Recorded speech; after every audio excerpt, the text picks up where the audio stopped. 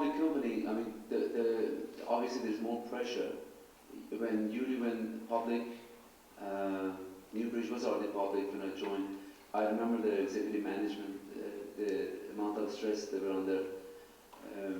So I don't have experience of taking my own company public, but yeah, as you mentioned, right now it's not a good idea to even thinking of taking any company public. Anybody else want to comment? I met with a friend of mine this morning who took his company public back in November, and it was actually a relatively small IPO. They only raised about $90 million. I think one of the things with going public and the challenges is you want to go big if you go public. Because of the amount of oversight, there's a huge cost in just going public and then just all the reporting requirements that come with being a public company, and also a lot of transparency. The other thing is the risk, I think, in terms of going public too, is that as a private company, we can, I believe, we can be more long-sighted or look out more into the future, not necessarily be a captive of meeting quarterly projections and having to answer to street analysts. I mean, they're going to be looking and following your company, and once you put something out there, and if you don't make that number, you get severely penalized, and sometimes your focus then becomes, I got to hit that quarterly number, and then you may lose sight about what you're trying to really build in the long term. Are they happy they went public? So far, but they've only been at it for about 2 months. Okay, a question in the back. Thank you very much for organizing this wonderful event. My name is Alexander, and I'm in the graduate program in computer science department, so yet another program. I have 2 questions for you. First is getting into entrepreneurship, and the second one is hiring the right people. So going to the first question, you advise students to go into entrepreneurship, but my question for you is, given your extensive background that you actually went and got a job and you worked for some time in your jobs and then you decided to start entrepreneurship, would you advise students to go directly, the graduate, to go directly to entrepreneurship, or going to get some experience before continuing and going boldly starting up on their own? And the second question is about once you start, how do you find the right talent, the right number of people with the right skills to start working? You mentioned about finding the CEO, but what about the people that actually do the legwork rather than the management? To answer your first question, I'm glad you brought it up. It really depended on the product, how much demand is for that product, your personality, your skills. I advise everyone, if you can afford, if you can afford, work for a couple of companies first, 1 or 2 companies for a few years, then get involved with your own company. That might work out. But I've had experience with both of them. The company will work for a few individuals work for a company and they couldn't execute their own company, and vice versa. So it's just really depending on your personality comes to the equation big time. How your communication skill, as you mentioned. These set of skills, some people it's in their DNA. Some people know they gotta work for a couple of companies to learn how to talk, to communicate with people, how to take order from the boss, or how to convey the messages. So it's a complicated. There's no easy answer for it. There are, like, for example, what's his name, the founder of Facebook. This was his first job. Look where he is today. And as for your second question, I'm sorry. What was your second question again? Oh. Start, this goes, I think I already covered that. Right now, it goes back to the social media thing. Through social media, start establishing relation and connection with people with like-minded people in your field. And attend networking events, places like these, seminars, and it's just keep on meeting people. And hopefully by the time you're ready, you have people lined up. But as I said, regardless how close you get to these people, regardless how long you know them, once you get involved with your company, if you get a gut feeling, you think that individual is going to be troublemaker, or you have to be ready to basically get rid of it or her.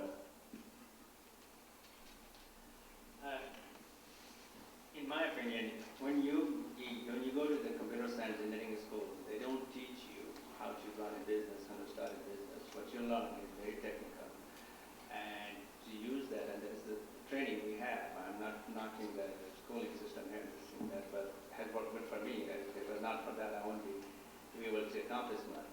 So it does not give you any appreciation and any understanding of how the business is run, how things are happening, what is the management and what the HR payroll, there are a lot of things in there. So going to work is absolutely a good idea. I do that, go work somewhere. Also helps you build a network, get some money, and you're starting a business, you will get money. And unless you have your own trust, in a parent setup, you're not going to have money. You got to build your own, or you have some rich uncle around, they're going to lend you money. So it's starting a business right out of the college or getting a degree is a really, really hard way to do. People have done it, and there are a lot of examples, but actually some.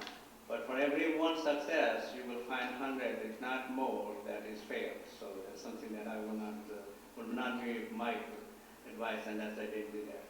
As far as the hiring talented people, well, there's a lot involved in there, because if somebody, you see the resume, everything looks good. The person interviews very well, and then you hire that person, and then it still doesn't work out. So there is some luck involved. But being that said, you really have to know what you're looking for. Really, really know, very specific what you're looking for, what you want this person to do. And again, I would say be really honest with yourself that you want that person, and see if this person fulfill that. And if you think it's a reach, that this person cannot do that, and if your gut tells you it's wrong, then it is wrong. So hiring is let's say it's a luck involved, because somebody comes really good on the paper, interviews very well. 1 week later, you say, boy, that's a colossal mistake. But it's too late to let somebody go. It's much easier to hire than fire, even though you have that authority. But trust me, it's a lot more fun to have somebody bring somebody in an office and I'm giving you a raise or giving you a bonus, or they tell the same, you're done. So you really have to do a lot of legwork before you hire somebody. Anything else, Scott? I'll talk about on the hiring side. I think that's definitely it was a real challenge for me when we started the business, is making that first hire and trying to, because I don't think that was something I was particularly skilled at in terms of trying to assess people and their talents and so on. It's something that I hopefully developed over the years. But my advice on staffing is, obviously you want to build your network within the industry, so you know people, and you know people who know people, and really assess what it is that you need, what skills that you don't have that you need in the company. And the second part that's hard, and is I think we've talked a little bit about it, but it's finding the right people with the right values and character. Because as you build a company, part of your company, your culture is a value system, and you want to have some level of shared values. So if it's about treating customers right, I think all of us tout the same levels of values: honesty, ethics, and things like that. But you really want to try to dig down and find the people who share those values, because that'll hopefully protect you from some of those disruptive personalities coming in. You may find somebody who's a great finance guy, but if he cheats the system, it's not going to serve you well in the long term. So try to really dig down and look beyond the skill set and try to dive down into what's the real character behind these people, especially those early hires. I can also add that it's not too early to start your networking right now with students. One great case study I'm familiar with, you may know the company Enlightened, the IT contractor, a very large company headquartered here in DC, was started by 3 GW grads. After they graduated, they each went to different companies, worked, got experience. They each went back later, got master's degrees.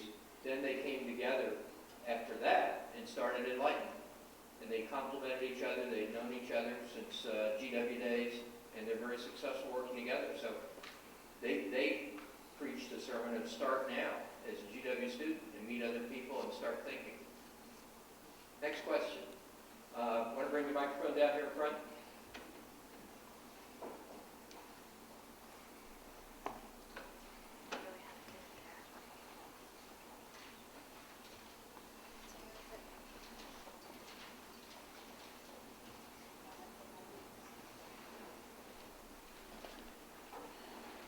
I just want to add on a question. So you talked about hiring.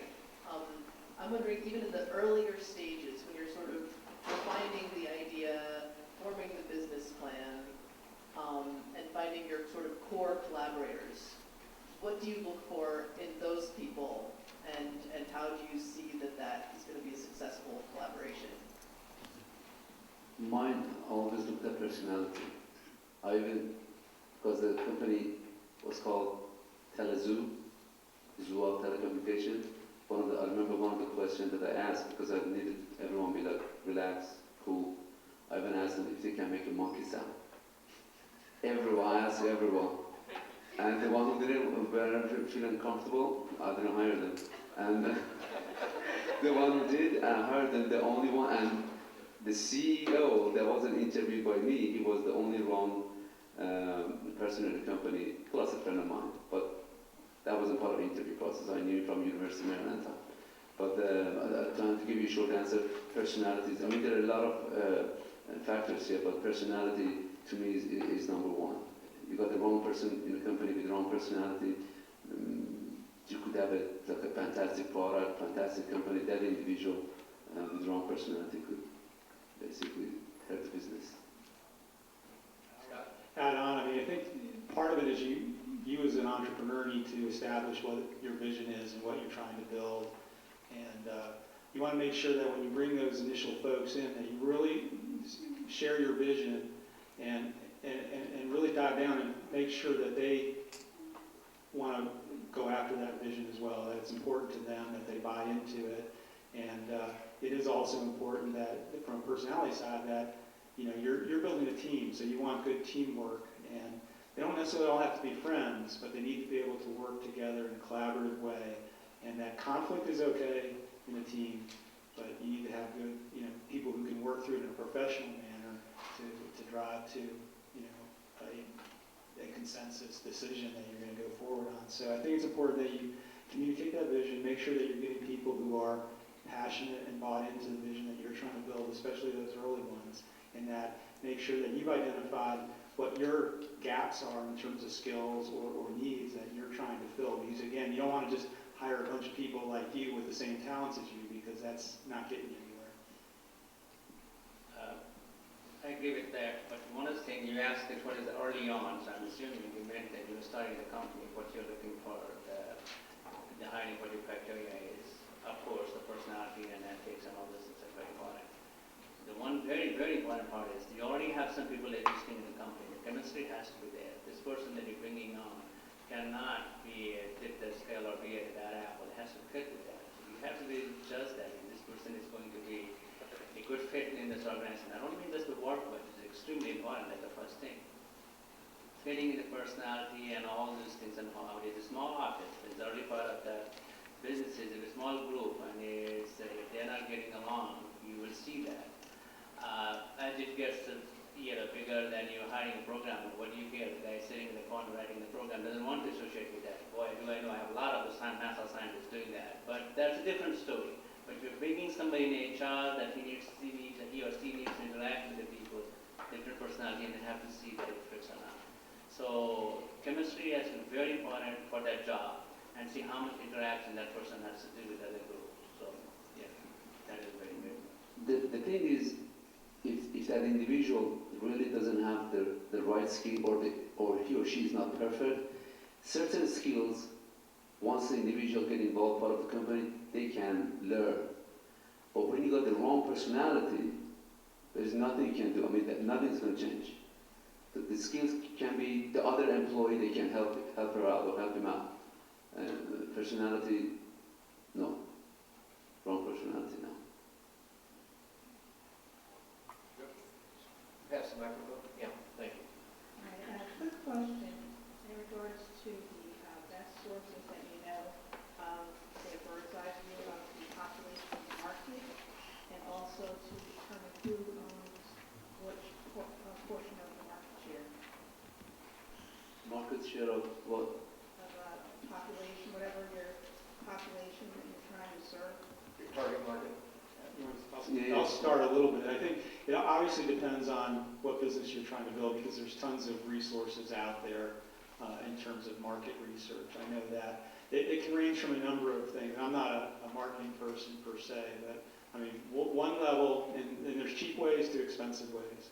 I mean, the cheapest way is obviously do research on the internet as far as available kind of first level data.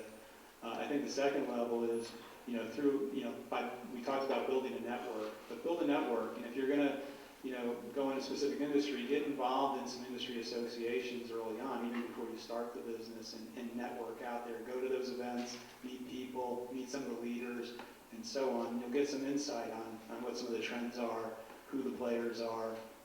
There's a lot of valuable information there, who potential hires are down the road. So network within industry associations, and then I think from some of the higher end, and I actually have never done this, is you actually go out and pay for market research data. So I really can't comment on that. Most of our stuff is really kind of what I'd say grassroots marketing, getting out there, networking, talking to people in the industry, talking to competitors. I think competitors are a great way because sometimes your competitors are your partners one day and your competitors the next day.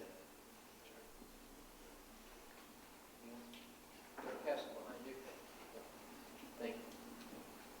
Yes, I was wondering, what has been your thought process as it relates to your seeking mentors in building or encouraging advice in building your business? So, who has mentored you, each of you, in helping you form your own business? You want the names? Or Well, more the character. What are you looking for? Your thought process and how you sought out mentors or somebody to help you. I had the same challenge. I got helped by the law firm that we had hired. One of my great friends was working for the law firm. They helped us to, actually they were the one who helped us to find an advisory board member, the board member, the company. So that's how we found him. Is that what you're asking, or you're asking what do we look for? What are you looking for? And certainly a practical answer. How you saw it, how you found it. Well, it was it goes back to what three of us already agreed, the contacts. It was through the contacts, and all four of them, they were in the same field. They had expertise in telecommunications, they had expertise in, one of them had expertise in the media for my PR. So these were the criteria I was looking for. Did any of the three of you have a specific mentor in the business you were in before you started your new entrepreneurial startup that inspired you to do it? Well, in the service business, mentorship is not that easy to get unless you are an SBA mentorship, mentor project program, if you're part of that. Because the company who can mentor you in the same business, they are one step removed, they're much larger. If they are much larger, they don't have time for you. They don't give you time of the day. Or if they have, you're not that large, you are a competition, or you will be soon. So they're not going to give you a trade secret because we're not selling, we're not Xerox that we came up with something that you need, or come up with a Microsoft Office. So everybody's trying to sell the same business, the same kind of skill service. So it was hard to get mentors. However, I had one, and mine was my first boss at NASA. And in a little while, when I was, at that crossroads, he told me when I left NASA and started working at Boeing, and I was still in contact with it. As I said, contact is very important. And he told me, do what you're best at it. I said, I don't know. He said, you're good at both of them. Why don't you go, do it for your own? So that is stuck with me. So I will say, I will give him a lot of credit. So I still do. Say he was a him that he really encouraged me to do this. I had, I guess in my first job, I had a mentor as well who was my boss. And I think the main things that I learned from him was really about, let me give a little background. He was a retired Army Green Beret who served in Vietnam. And the man was a lot about courage and valor, but he was really about values, ethics, and character. And I think I learned a lot about him in terms of business that, things like ethics and character really matter in the long run because, again, it's about, in the services business or any business, it's about your reputation, your name. If you become a company that loses that, one of the things he taught me, I guess, was that it takes a lifetime to build a solid reputation, but it takes about a minute to lose a reputation. And so that's one of the things that we always work on is ethics first. It may cost us money in the short term, but in the long term, it's going to pay off down the road because you don't want to be a firm that's known as someone who's less than, the highest ethical standards. Now that I listened to the answer, no, you did the question right. No, I didn't have any mentor. It was just the opportunity, the market, everything was just fitting. There was no mentor for me. I think Scott's point about leadership is key because doing the right thing is what leadership is about. Ethics, values, culture, whereas management, in contrast to leadership, management is doing things right. Leadership is doing the right thing. And you can't really learn leadership in a vacuum. You need mentors and relationships. Yeah, and one of the things that we do is my mentor, his name was Robert Feely. In fact, we actually have a leadership award at the company we give out every year, which is called the Robert Feely Leadership Award, and it's based on those parameters that we define. Who's next? Go ahead. How do you know that you were at that breaking point where you were just about to take that big plunge and go out and quit your job and go tell your wife and you're not no longer employed? What conditions were there that made you take this big risk? I'll tell you my story. And mine was when after the company that I was working for was acquired by the large aerospace company. We were under a lot of pressure to make a software delivery, and I know that there were about 3 of us, and we worked all weekend and we worked all night on Sunday night. And what happened is we were drinking some coffee near the quote executive area of the building, and one of us forgot, it might have been me, to turn off the coffee maker. And so Monday morning, the coffee maker exploded and basically made a huge mess in the, quote, executive coffee room. However, we worked all weekend and probably put about 48 straight hours in and made the deliverable. But all we got on Monday afternoon was a memo telling us that we were no longer allowed to use the executive coffee room. At that point, I knew that the company was no longer the kind of company I wanted to work for, and that pushed me over the edge.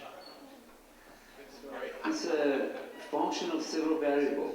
My story, you already heard part of it. The market was very good. The money was there. But to get into more details, as a network engineer, one of the challenges I had every time I wanted to work on a project to build a network, I had to deal with multiple vendors, get them to come to our office, present to us what they have. The problem with that process was, although most of them, they offer a similar thing, but they use different acronyms to confuse the hell out of the buyer. And the process was 3-4 months. So usually get Cisco, the other company, they spend roughly 3-4 months just to identify the right solution.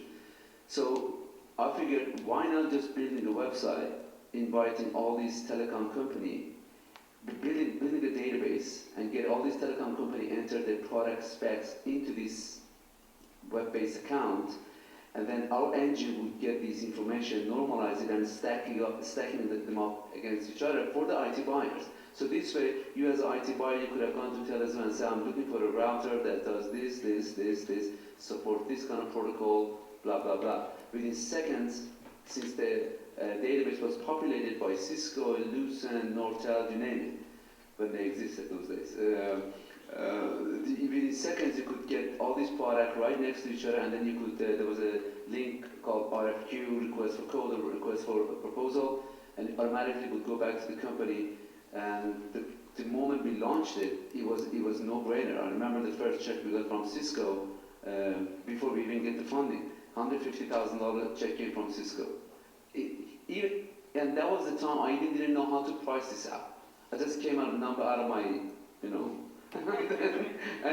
worked. But later on, when we realized the smaller company are on the equation besides Cisco, we had to come up with a more robust revenue model. Next question.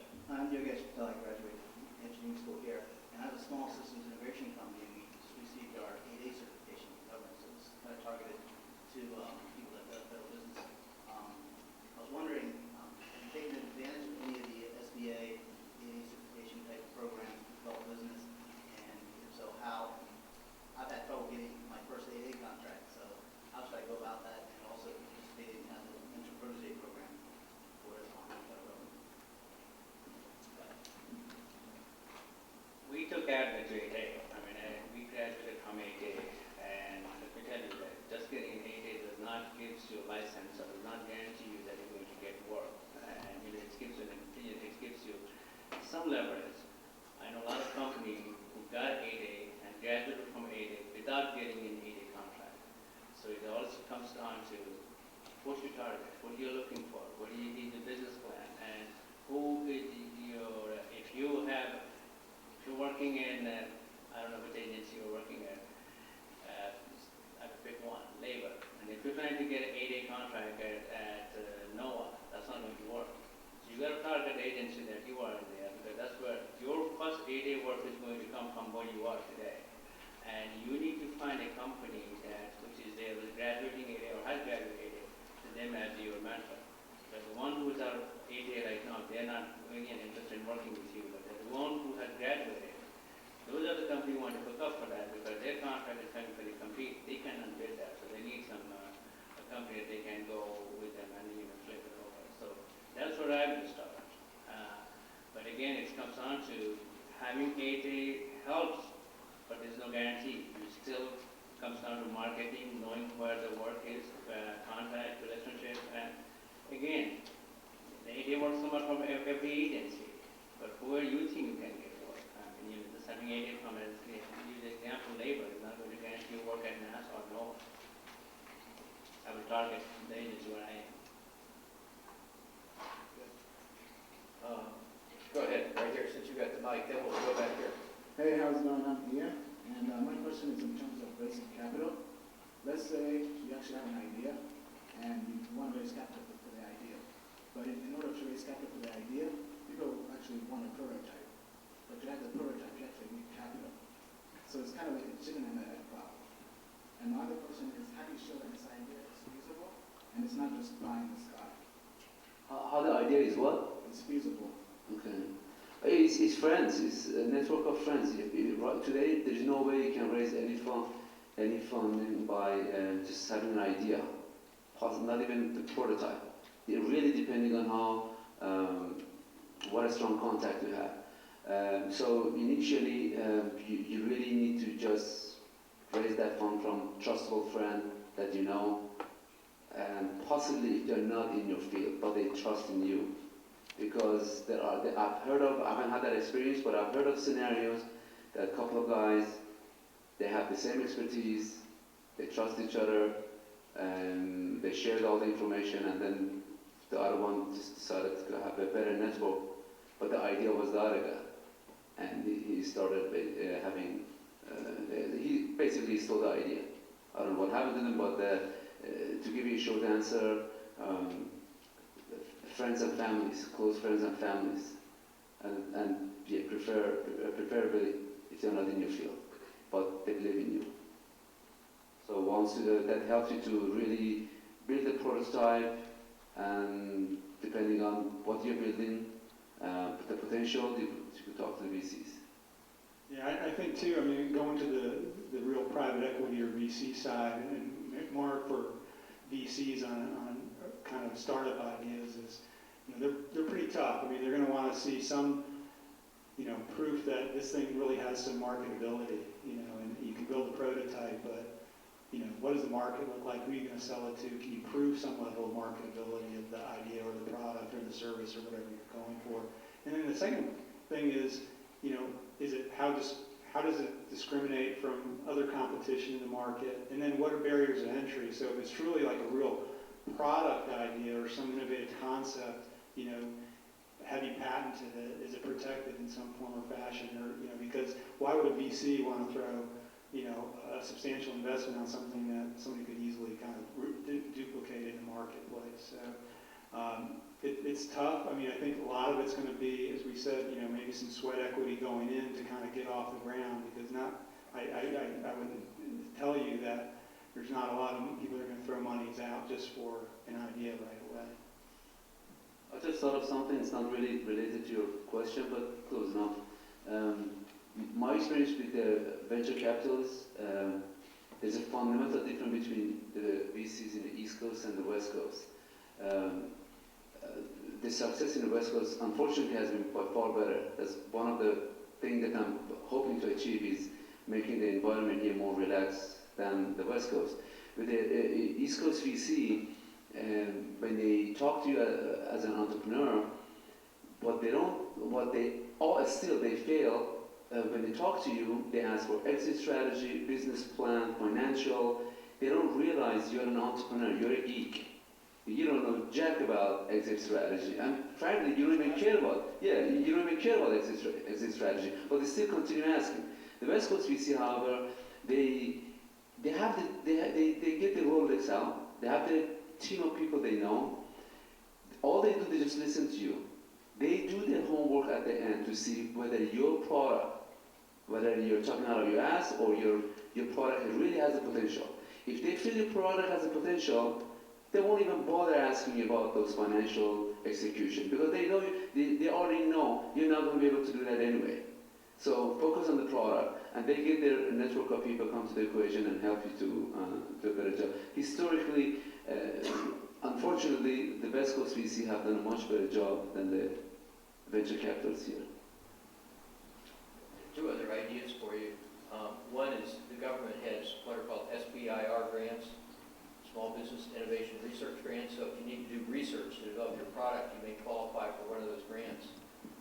Second idea is that in the business plan competition last year, one of the teams didn't have a product yet. They needed a prototype. So they used the money they won in the GWU business plan competition to build a prototype. Then they could go out and get investors based on the prototype. So a couple of other ideas. You got to be creative. Yeah, following up on SBIRs, first phase one SBIRs are about 100,000 seed money, and I mean there's no equity loss. It's basically money to go out and really build a prototype or a proof of concept in terms of what your idea is. So that's an excellent idea. It's an outright grant, just like the business plan competition money. Who's next? Who has the microphone? There it is, right there. This is actually a question for Elias. Oh, yeah. Sorry, I usually wear glasses, but you're too far, so okay, all right. Beyond industry knowledge, when you were working at Uri as a startup, did you get any kind of experience there that helped you to become an entrepreneur? Oh, absolutely. Not completely management skill, but I saw the founder of the company and basically the management, the way he brought in the management team into the company. I saw, I wasn't really part of the process, but I monitoring the process, how he was able to work with AT&T, who gave us $10 million, and help them to bring other people, execution to CFO, VP of marketing, to execute the company for him. So would you recommend for students who are, I guess, trying to get experience, and maybe if it's not in the same industry as their idea, it's, I'm not in the SCAS, I'm in the MBA program, so my idea personally that I have is kind of something that I don't think I'll get industry knowledge in, but I need the knowledge in how to get it off the ground and get startup experience. So would you recommend? Right now, under this market condition, the job market, again, I don't want to be pessimistic, but the job market is really bad. Right now, once you graduate, in most of the job they record, they want 10 years experience, not even 2-3 years experience. So if you were talking at a different time of that market condition was better, it also really depending on the product, what you're trying to basically build. It would be great that you could afford going to a company, gain some management, communication skills, management skills, and then start your own. But today, it might be better Besides, most of you guys are single, no responsibility, no financial burden.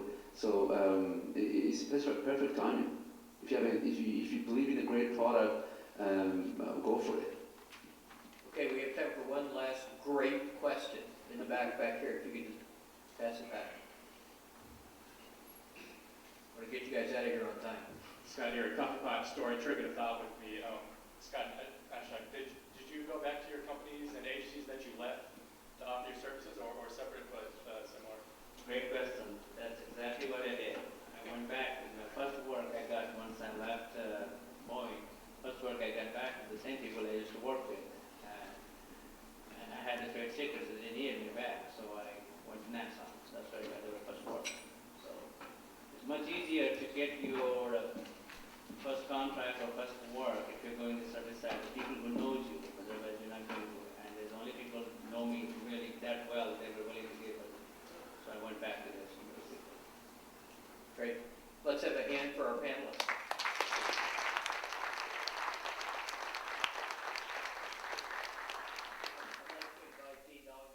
The last word. Just 30 seconds to close out the evening. One, we've had, I think, a terrific evening here. I've learned a great deal. I hope everybody else found it as useful as I have. One terrific moderator, John Rollins, did a fantastic